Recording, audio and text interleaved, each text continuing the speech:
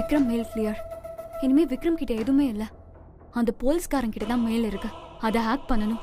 ஆனா விக்ரம்க்கு தெரிஞ்ச பிரச்சனை ஆயிடும். இப்ப அதுக்கான நேரம் இல்ல. அங்கிள், இதை கொண்டு போய் விக்ரம் ரூம்ல வச்சிருங்க. யாரு? நானா? நீங்க தான் அங்கிள். இங்க இருக்கிறதுல நீங்க தான் மூலக்காரன். நீங்க தான் கொண்டு போய் வைக்கணும். மூலக்காரன் நானு. இது உனக்கு ஓவரா தெரியல. கொடு. இந்தாங்க. விக்ரம், ஸ்ரீஜா வர ரொம்ப லேட் ஆகும் போல. அது வரைக்கும் நம்ம வெயிட் பண்ண வேண்டாம். அதுக்குள்ள ஸ்ரீஜாவை பத்தி அத்தை கிட்ட சொல்லி மாட்டி விட்டுடலாம். ஆமா பாஸ், சூட்டோட சூடா ஸ்ரீஜா பத்தின டீட்டெயில மேடம் கிட்ட சொன்னாதான் அவங்க இன்னும் கோவமாகி அதே கோவத்துல ஸ்ரீஜாவை வீட்டை விட்டு வெளியே துரத்திடுவாங்க. நீங்க சொல்றதெல்லாம் சரிதான். சரி வீரபாகம், இப்போ லேப்டாப் எடுத்துட்டு வா. இந்த வரேன் வரேன்.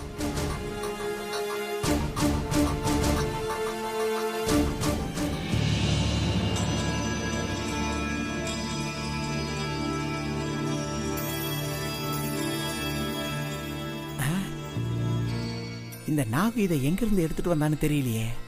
எங்க வைக்கிறது? ஐயோ, யாரோ வராங்களே.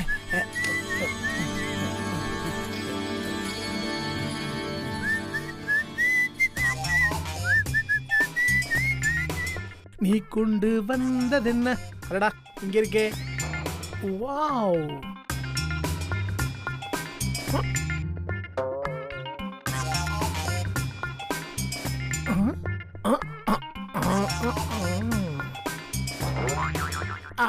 கழுத்து சரியாச்சே.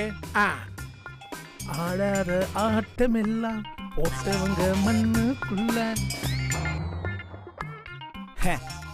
இந்த மாதிரி லூசுங்கெல்லாம் விக்ரம் கூட இருக்கிற வரைக்கும் நாம எப்பேற்பட்ட ஃப்ராட்தனம் வேணாலும் பண்ணலாம்.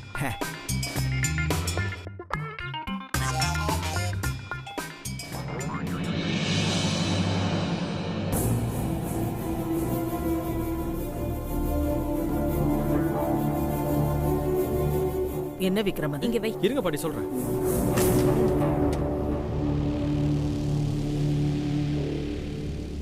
நான் உங்க எல்லாருக்குமே ஒரு உண்மையை சொல்ல போறேன். அது என்ன பத்தி இல்ல, ஸ்ரீஜாவை பத்தி.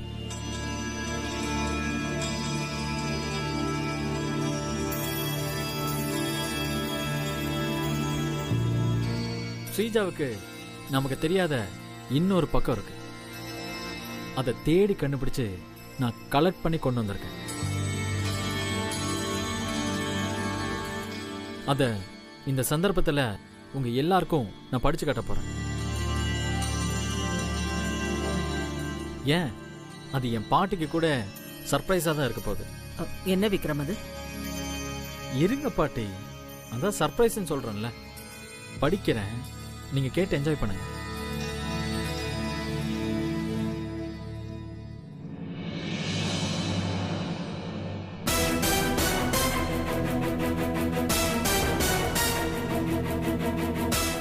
என்ன விக்ரம், படி.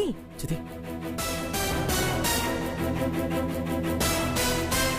சித்தி, அவளை பத்தி எல்லாமே பாசிட்டிவா இருக்கு. எப்படி மாறிச்சுன்னு தெரியல. என்ன சொல்ற விக்ரம்? ஏன் தயங்குற? படிப்பா. அது ஒண்ணு இல்லத்த, மாப்பிளைக்கு ஸ்ரீஜா பண்ண விஷயத்த சொல்ல கூச்சமா இருக்கு. அதான் நானே படிக்கிறேன்.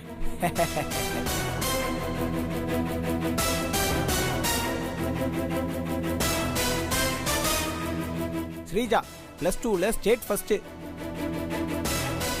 ஸ்கூல்ல NCC NSS எல்லாத்துலயும் கேம்ப்ல ஃபர்ஸ்ட்.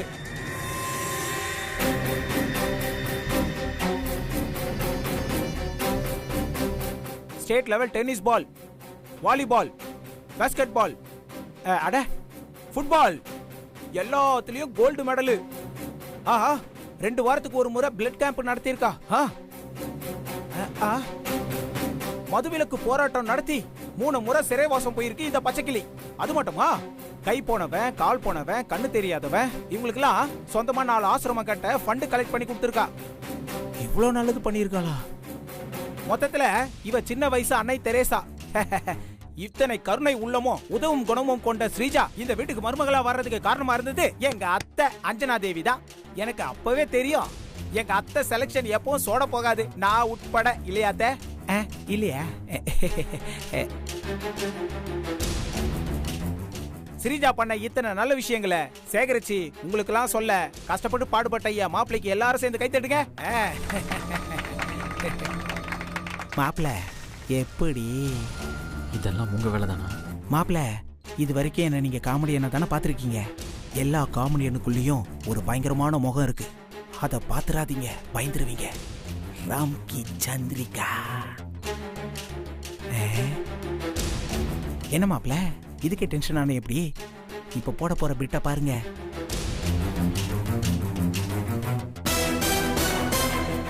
இப்பொழுது இவ்வளவு நல்லது பண்ண ஸ்ரீஜாவை மாப்பிள்ளை அவர்கள் ஆசைப்பட்ட மாதிரி சபை முன் அழைத்து வருமாறு அன்புடன் கேட்டுக்கொள்கிறேன். கூட்டுவாமா போமா. டாடி நீங்களும் வாங்க. நானுமா இதோ வர ஸ்ரீஜா. இல்ல தெரிசா மேடம்.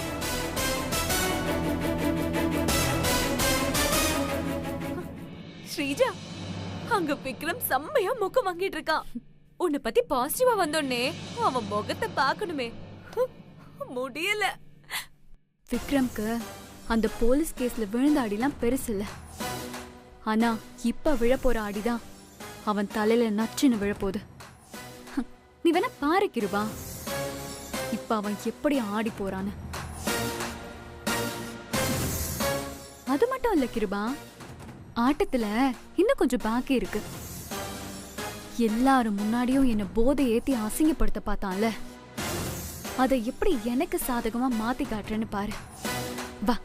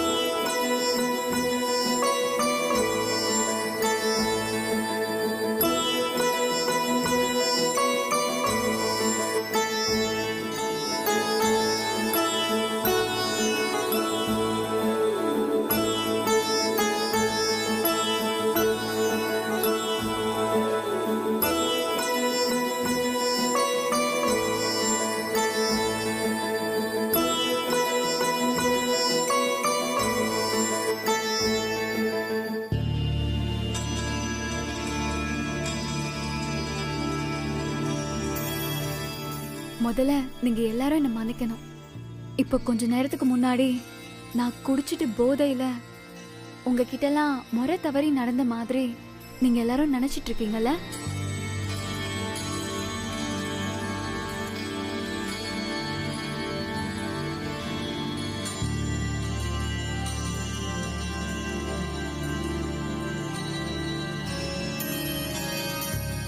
ஆனா அது உண்மை இல்ல. சில நேரம் நம்மள சுத்தி இருக்கிற எல்லாத்துக்கும் ஷாக் ட்ரீட்மெண்ட் கொடுக்கறது தப்பு இல்லைங்கிறது என்னோட பாலிசி.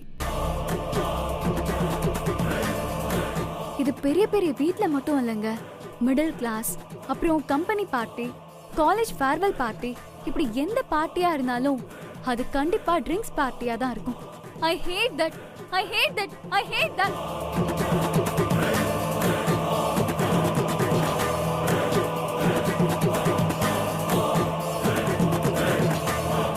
இங்கேயும் அந்த காக்டெயில் பார்ட்டி அரேஞ்ச் பண்ணிருக்கோம். ஆனா எதுக்கு அந்த ட்ரிங்க்ஸ் பார்ட்டி? அதனால நமக்கு என்ன வரப்போகுது? கெடுதல் மட்டும்தான் வரப்போகுது. அது ஏன் இங்க இருக்க யாருக்குமே புரியல. ஏன் இப்ப கூட இந்த ஃபங்க்ஷன் ஆரம்பிக்கிறதுக்கு முன்னாடி 2 பேர் ட்ரிங்க்ஸ் பண்ணிட்டு இருந்தாங்க. அத பார்த்த உடனே என் மனசே நொறுங்கி போச்சு.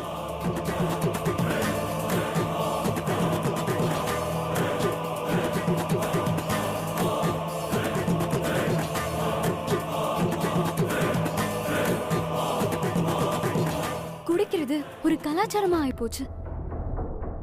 எல்லாருக்கும் தான் குடிகாரன் சொல்லிக்கிறது கெத்தா ஸ்டைலா ஃபீல் பண்றாங்க. அதனாலதான் சின்ன பசங்க, பொண்ணுங்க, குடும்ப பொண்ணுங்கன்னு எல்லாருமே அந்த குடிக்க அடிமை ஆயிடுறாங்க.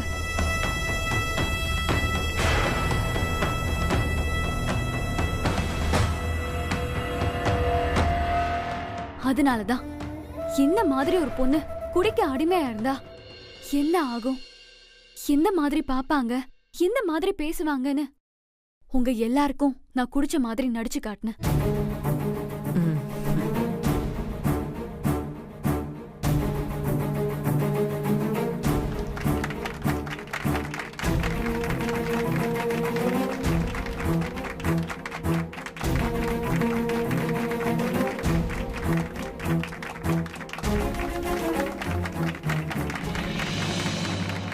அதுல சில பேர்கிட்ட நான் அந்த கேரக்டராவே மாறி ரொம்ப கஷ்டப்படுத்திட்டேன்னு எனக்கே தெரியும்.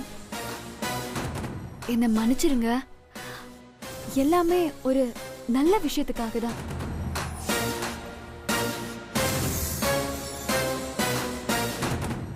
என்னதான் நான் காரணம் சொன்னாலும் நான் பண்ணது தப்ப நினைச்சா சொல்லுங்க.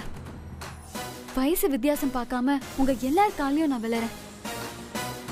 என்னோட நோக்கம் குடிய நிறுத்தணும். இதுல ஏதாச்சும் தப்பு இருந்தா சொல்லுங்க.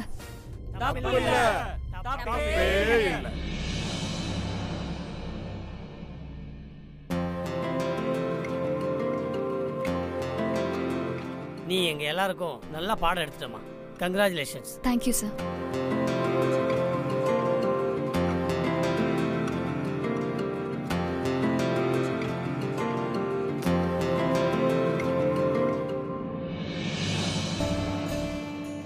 வாழ்த்துக்கள்மா. இனிமே என்னைக்கு நான் குடிக்கவே மாட்டேம்மா. Okay sir.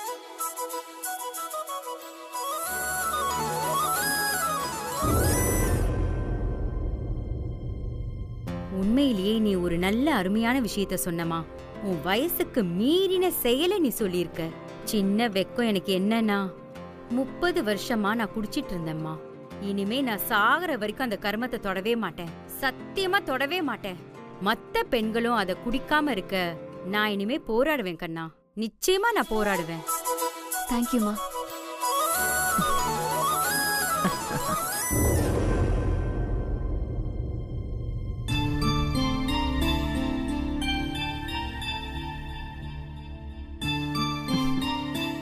அம்மாடி ஸ்ரீஜா, உன்னை நினைச்சா எனக்கு ரொம்ப பெருமையா இருக்குமா.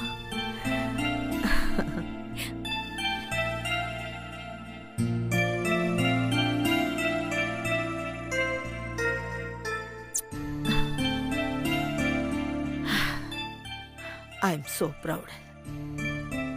நீ என் வீட்டு மருமகளா வரதுக்கு நான் ரொம்ப கொடுத்து வச்சிருக்கணும்.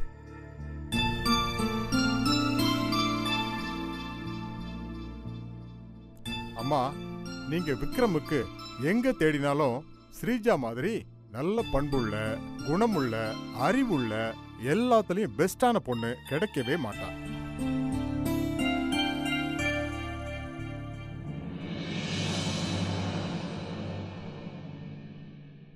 இதெல்லாம் அந்த கடவுள் ஏற்படுத்தின முடிச்சுதாம்மா. நீங்க கொடுத்து வச்சிருக்கணும் இப்படி ஒரு மருமக கிடைக்கிறது.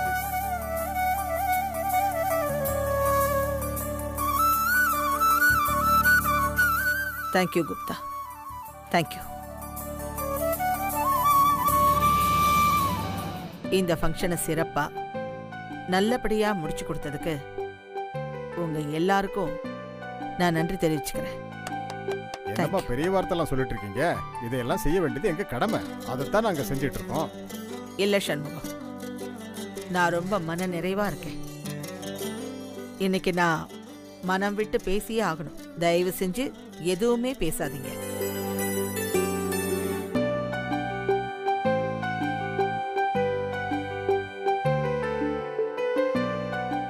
நான் ஸ்ரீஜாவை பத்தி தெரிஞ்சு வச்சிருந்தது கொஞ்சம்தான். அதை தாண்டி ஸ்ரீஜாவுக்கு நல்ல பல குணங்கள் இருக்குன்னு தெரிஞ்சது இந்த ஃபங்க்ஷன்ல தான்.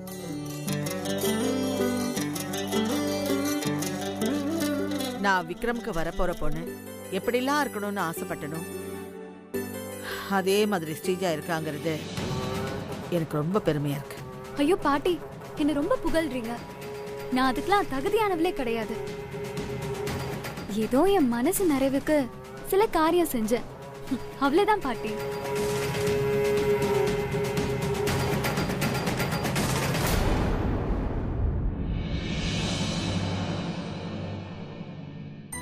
அம்மா, உன்னோட தன்னடக்கம் எனக்கு புரியுது. அதான் நீ செஞ்சிட்டு இருக்கிற நல்ல விஷயங்களை பத்தி ஏம்மா ஒரு வார்த்தை கூட சொல்லவே இல்லை. இதெல்லாம் வெளியே கொண்டு வந்து உன்னை பத்தின பெருமைகளை எடுத்து சொன்னது நம்ம விக்ரம் தான். முக்கியமா நீ விக்ரமுக்கு தான் நன்றி சொல்லணும். இந்த மாதிரி ஃபங்க்ஷனுக்கு ஏற்பாடு பண்ணி உன்னை பத்தின பாசிட்டிவான இன்ஃபர்மேஷனை கேதர் பண்ணி எல்லாருக்கும் போட்டு காட்டினது நம்ம விக்ரம் தான். உன்னோட பெருமைக்கெல்லாம் காரணம் விக்ரம் தான். நீ அவனுக்கு தான் நன்றி சொல்லணும். எதுக்கு பாட்டி நான் விக்ரம்க்கு தேங்க்ஸ் சொல்லணும்? நான் தேங்க்ஸ்லாம் சொல்ல மாட்டேன். ஏன்? புருஷன் பொண்டாட்டி ஆக போறோம்ல, ஒருத்தருக்கு ஒருத்தர் நன்றி சொல்லிக்க கூடாது. அது நல்லா இருக்காது பாட்டி. இது அவரோட கடமை.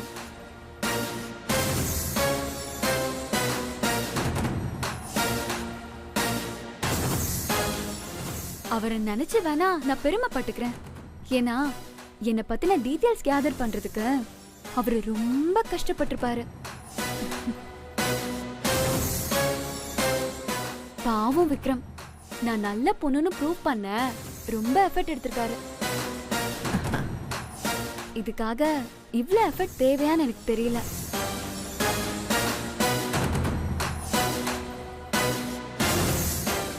ஏன்னா யாருக்கும் யார நல்லவங்கன்னு ப்ரூவ் பண்ண வேண்டிய அவசியம் இல்ல. நாம நம்ம மனசுக்கு மட்டும் உண்மையா இருந்தா போதும் இல்லையா விக்ரம்?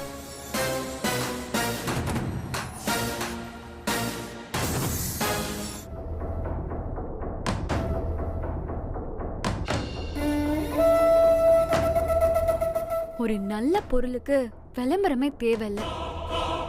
அதுலயும் எனக்கு விளம்பரம் சுத்தமா பிடிக்காது. விக்ரம், நீ அந்த மாதிரி எதுவும் கஷ்டப்பட்டு பண்ணாத. ஏன்னா நீ எங்க தேடினாலும் என்ன பத்தின டீடைல்ஸ் எதுவும் கிடைக்காது. ஏமா ஏன் கிடைக்காது? கிடைக்காதுன்னு இல்ல பாட்டி, எனக்கு பிடிக்காது. அதனாலதான் என்ன பத்தின இன்ஃபர்மேஷனை நானே டெலீட் பண்ணிட்டேன்.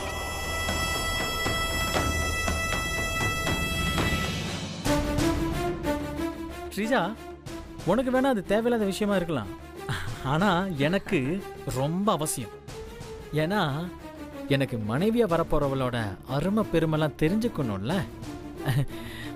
அதுவும் நான் தெரிஞ்சுக்கிறது மட்டும் இல்லாம எல்லாருக்கும் தெரிய வைக்கணும்ல. முக்கியமா பாட்டிக்கு.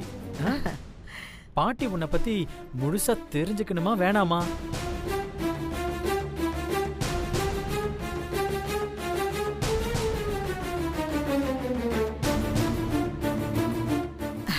விக்ரம், எனக்கு இன்னும் ஸ்ரீஜாவை பத்தி தெரிஞ்சுக்கணும்னு ரொம்ப ஆசையா இருக்குப்பா.